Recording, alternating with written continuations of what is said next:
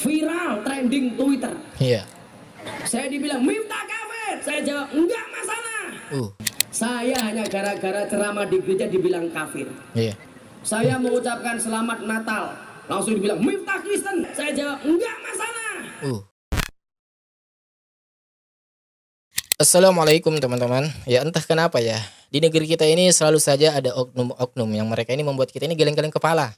Ya, mungkin kita bisa flashback jauh ke belakang ya. Dimulai daripada pernyataan Pak Said Akil Sirot ya, yang kurang lebih narasinya itu mengatakan bahwa antara Al-Qur'an ya dan kitab Injil itu sama. Ya, kemudian ya muncul lagi salah seorang tokoh yang dimana dengan terang-terangan ya di publik ya di acara sebuah stasiun televisi mengatakan bahwa antara Islam dan Kristen ataupun agama lain itu sama. Ya sama-sama benar ya karena sama-sama mengajak kepada ya kebaikan. Ya kemudian ya muncul lagi ya mungkin kita masih ingat beberapa bulan yang lalu ya seorang ya imam besar Masjid Istiqlal ya menyambut Paus Fransiskus. Ya itu dengan yang kalau kami rasa dan bukan cuma kami pribadi ya, ada begitu banyak umat Islam ini yang merasa bahwa penyambutan tersebut itu berlebihan ya bahkan sampai mencium kening Paus. Ya, dan sekarang teman-teman ya viral kembali sebuah video ya yang datang daripada Gus Miftah. Jadi ada sebuah video teman-teman, Gus Miftah ini itu ceramah ya tetapi bukan di masjid. Umumnya kan kita tahu bahwa ceramah itu dilakukan di masjid, ya di mimbar-mimbar masjid. Ya tetapi berbeda dengan Gus Miftah. Ya Gus Miftah justru ceramah di dalam gereja. Dan entah ya dari kesemua fenomena-fenomena ini, dari semua ya oknum-oknum ini yang melakukan hal seperti ini, itu seakan-akan ya kita ini diajarin bahwa toleransi itu seharusnya seperti ini loh. Ya seakan-akan di negeri kita ini ya masih nggak baik toleransinya. Ya coba teman-teman. Ya padahal kan kita tahu ya alhamdulillah saat ini di negara kita ini itu adem ayem. Ya coba lihat ya gereja katedral ya berdampingan dengan Masjid Istiqlal. Ya kan nggak ada tuh ceritanya sampai detik ini itu ya saling gontok-gontokan, ya, saling serang-serangan kan nggak ada, alhamdulillah. Dan itu yang kami harapkan dan semua kita harapkan dan terjadi. Ya jadi seharusnya ya kami cukup heran teman-teman ya kami cukup heran ya kenapa selalu saja ada oknum-oknum yang mereka ini ya membuat narasi-narasi seakan-akan bahwa negeri kita ini itu ya darurat akan toleransi. Ya. Dan mungkin baiknya sebelum kita jauh ya membahas hal ini lebih dalam. Ya mungkin baiknya kita simak video berikut ini ya video ceramah ya Gus Miftah di dalam gereja. Dan ini videonya. Di saat aku menggenggam tasbihku dan kamu menggenggam salibmu. Iya. Di saat aku beribadah ke Istiqlal, namun engkau ke katedral. Di saat bioku tertulis Allah Subhanahu wa taala dan biomu tertulis Yesus Kristus. Iya. Di saat aku mengucap assalamualaikum dan kamu mengucap salam. Di saat aku mengejak Al-Quran dan kamu mengejak Alkitabmu. Kita berbeda saat memanggil nama Tuhan. Tentang aku yang menengadakan tangan dan kau yang melipatkan tangan saat berdoa. Aku, kamu, kita. Bukan Istiqlal dan katedral yang ditakdirkan berdiri berhadapan dengan perbedaan namun tetap harmonis. Andai saja mereka memiliki nyawa, apa tidak mungkin mereka saling mencintai dan menghormati antara satu dan yang lainnya. Terima kasih. Salam. Assalamualaikum warahmatullahi wabarakatuh. Jadi itu tadi teman-temannya sebuah video yang viral yang dimana menjadi perbincangan hangat di tengah-tengah netizen. Ya, tidak sedikit netizen ini yang menganggap ya mengatakan bahwa Pak Miftah ini sebenarnya agamanya apa? Ya Islam kah? Ya Kristen kah? Atau apa? Ya bahkan ya saya mendapatkan sebuah ya statement-statement atau sebuah tanggapan daripada netizen yang dimana mereka ini mengatakan bahwa Gus Miftah ini telah keluar ya daripada agama Islam ya karena perbuatannya seperti itu ya kan kita juga sudah tahu nih teman-teman bahwa viral sebuah video di mana ya dengan terang-terangan ya Gus Miftah itu ya mengucapkan selamat Natal kepada orang-orang di luar Islam ya atau biasa kita kenal dengan orang non Muslim yaitu dengan bangganya Gus Miftah itu ya menerangkan hal itu ya di mimbar dakwahnya.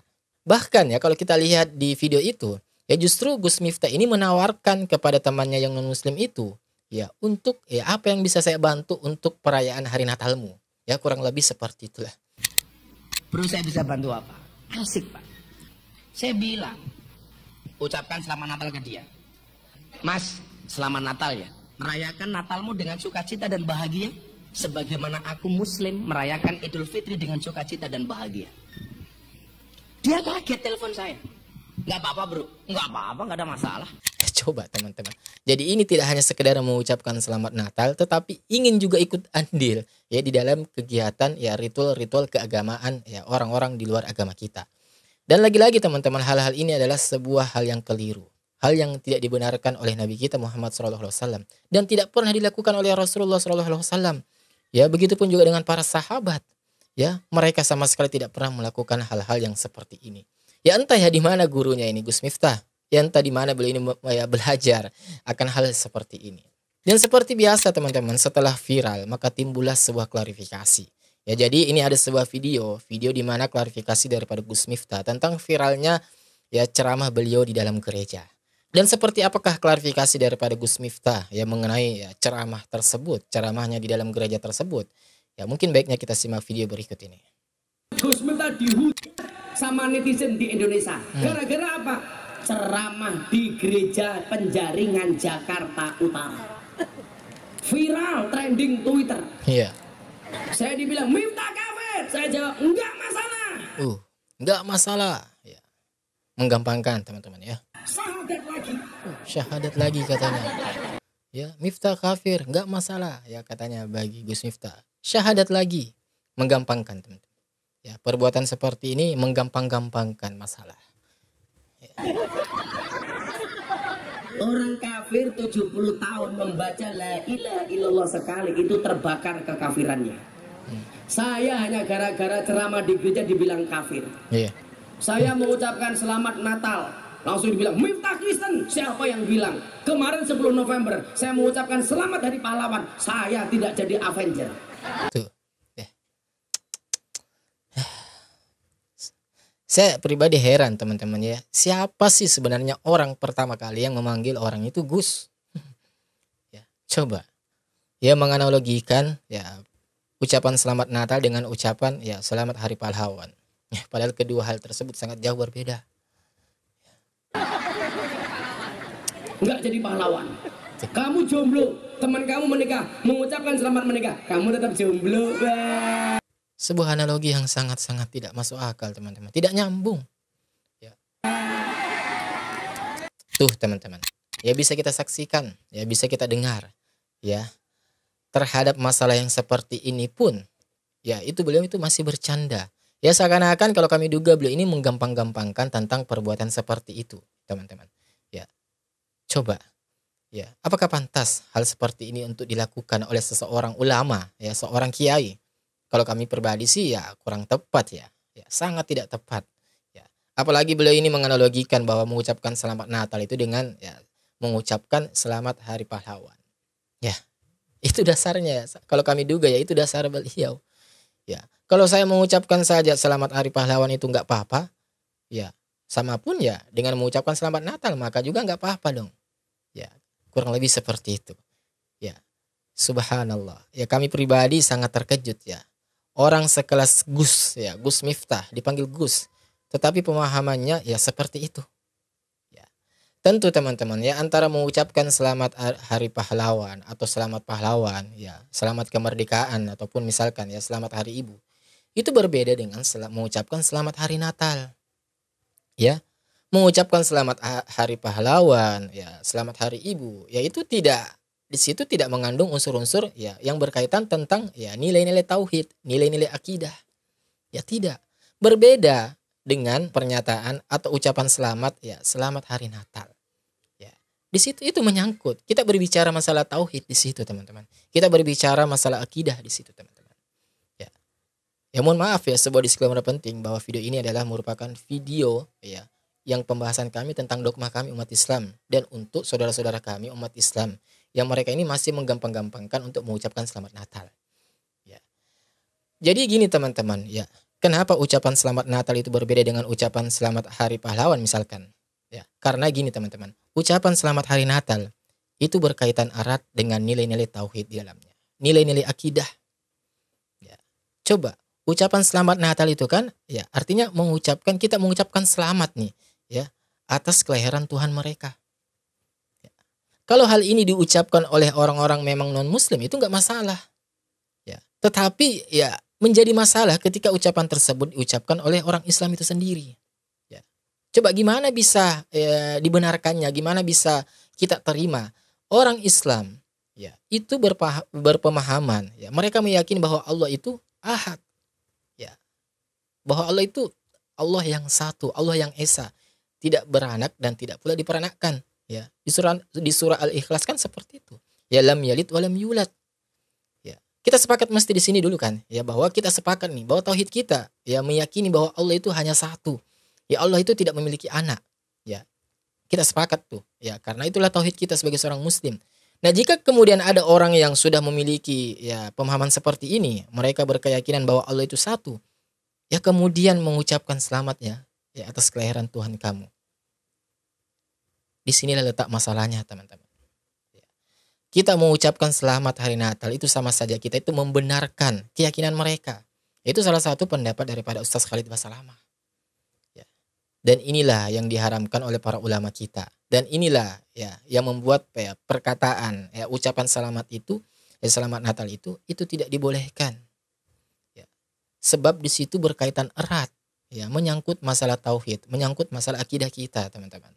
Ya sekalipun kita misalkan mengucapkan hal itu dengan basa-basi misalkan, ya seperti pendapat siapa itu ya, Ustaz ya Nuruddin ya, Muhammad Nuruddin LCMA. Ya kan seperti itu. Ya beliau berpendapat bahwa boleh mengucapkan selamat Natal ya selama kita ini hanya sekedar basa-basi. Subhanallah. Tidak seperti itu, teman-teman. Ya tidak semudah itu. Ya coba lihat di dalam Al-Qur'an. Ya Allah berkata ya seakan-akan langit itu pecah. Ya hanya gara-gara apa? Hanya gara-gara orang ya, seorang manusia dengan lisannya mengucapkan Allah itu memiliki anak. Itu hampir pecah. Ya. Itu di dalam Al-Qur'an Allah sudah jelaskan. Ya, jadi jangan pernah menganggap remeh persoalan lisan. Ya coba, hanya gara-gara lisan ya mengucapkan misal kata cerai sekalipun itu bercanda, itu tetap jatuh. Ya tetap jatuh. Ya. Begitupun juga dengan pernikahan, ya akad, sekalipun kita bercanda misalkan, ya itu tetap sah. Ya. Jadi jangan pernah remehkan hanya persoalan lisan, nggak apa-apa. Ya menghargai perasaan orang lain. Kan gitu tuh. Ya kalau kita tanya, ya orang kenapa kau berbuat seperti itu? Ya kenapa Anda mengucapkan selamat ya kepada hari raya mereka? Ya biasa tuh dalilnya seperti ini ya. Kita ini toleransi lah. Ya, kita ini menjaga perasaannya. Subhanallah.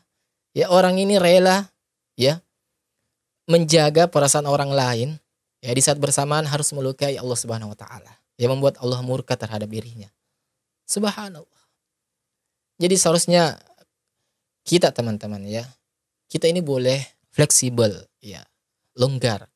Kalau hal itu masih menyangkut dalam perkara-perkara duniawi, masalah-masalah ya muamalah, ya. Tetapi kalau kita sudah berbicara tentang masalah akidah, ya keyakinan kita, apalagi keyakinan yang sangat fundamental antara kita dengan mereka, ya maka kita ini harus tegas, ya kita harus tegas. Ya. Toleransi itu ya lakum dinukum waliyadin, agamamu agamamu, agamaku agamaku. Ya kalian silakan melakukan ritual ibadah kalian tanpa kami ganggu. Ya begitupun juga dengan kami. Kami melakukan ibadah kami sesuai apa yang kami yakini. Ya sebatas itu teman-teman. Ya ketika kita mau justru langsung ikut andil. Ya ikut juga andil dalam ritual-ritual keagamaan mereka.